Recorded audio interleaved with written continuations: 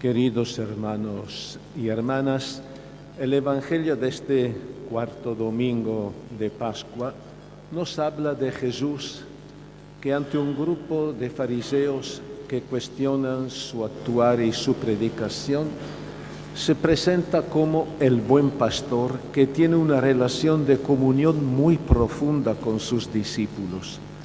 Yo conozco a mis ovejas y ellas me siguen.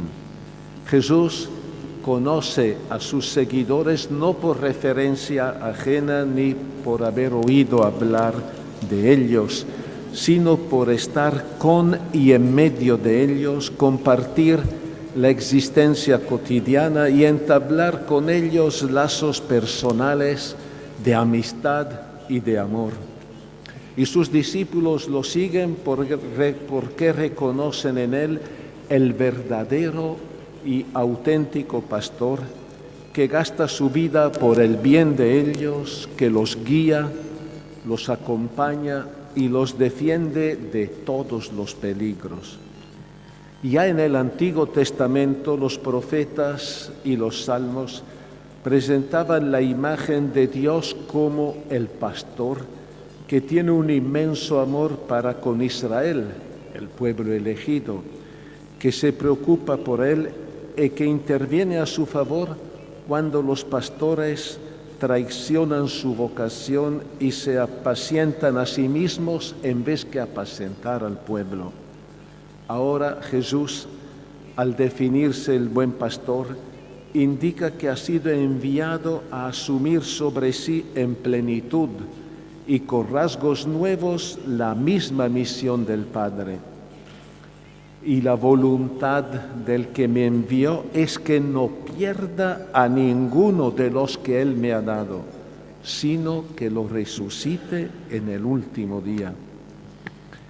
Jesús en verdad es el buen pastor que se juega su vida poniéndose a disposición de todos, incluso de los fariseos que lo rechazan, para que conforme al mandato del Padre nadie se pierda y que todos tengan vida.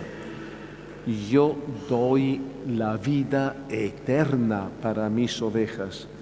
Él nos ha amado hasta el extremo de entregar su vida para liberarnos de la muerte, del pecado y de toda clase de esclavitudes, y para hacernos saborear la vida en abundancia, no solo ahora en nuestra existencia terrenal, sino sobre todo en la vida plena y para siempre en la casa del Padre. Mis ovejas no perecerán jamás y nadie las arrebatará de mi mano, como nadie puede arrebatar nada de las manos de mi Padre. La mano es signo de fuerza, de poder y de capacidad de actuar.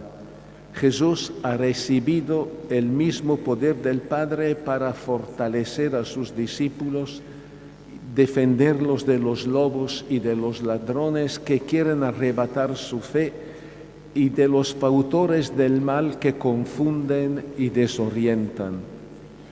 La actitud de Jesús, el buen pastor, que ha venido a servir y no a hacerse servir, y que ha entregado su vida por el bien de todos, contrasta con la actuación injusta y abusiva de los malos pastores del pueblo de Israel de entonces.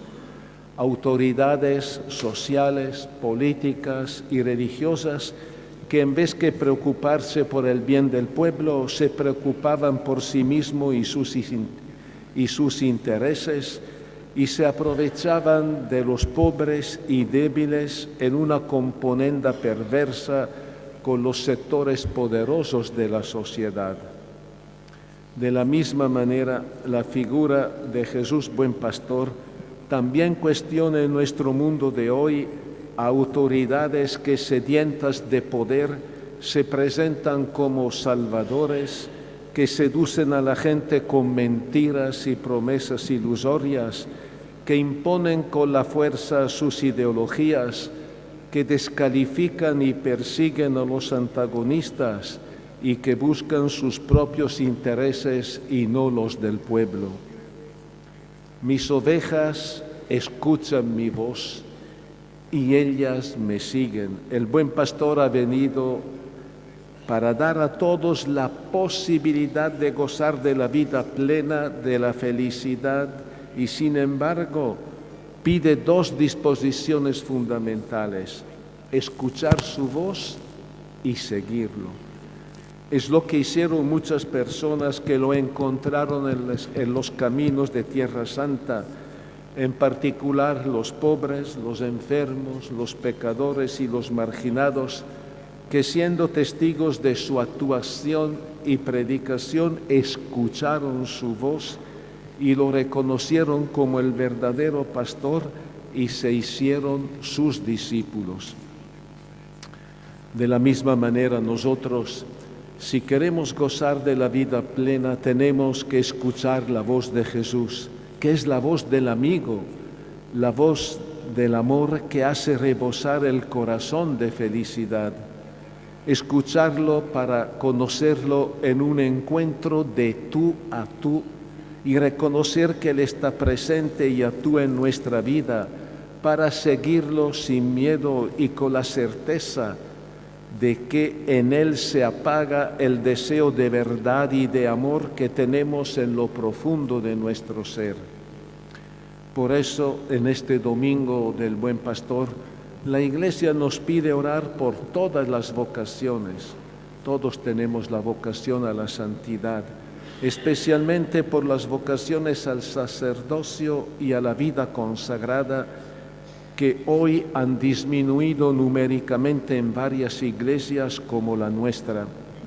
No es que el Señor haya dejado de llamar a jóvenes, varones y señoritas a entregar su vida al servicio del Evangelio y de la Iglesia, sino que es nuestra respuesta la que falla, la respuesta de la comunidad, de nosotros sacerdotes, de los educadores cristianos, de la familia y de los jóvenes mismos. No acabamos de entender que la vocación sacerdotal y religiosa es un don de Dios para la comunidad, que la vocación es un llamado de un amigo, Jesús, como nos dice Papa Francisco en la exhortación apostólica Cristo vive, dedicada principalmente a los jóvenes. Regalemos a Dios lo mejor, tomemos conciencia de que todos nosotros somos responsables por las vocaciones. Oremos por los jóvenes para que escuchen la voz de Jesús y acompañémoslos con nuestro afecto y démoslo todo nuestro apoyo.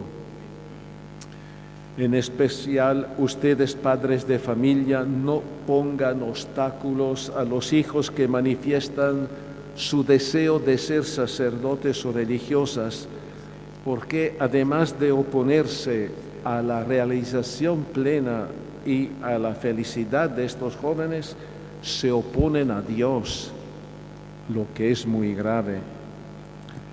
Después de la comunión tendremos el testimonio del seminarista Mario Marcelo, que nos hablará de su decisión de seguir a Jesús, el buen pastor.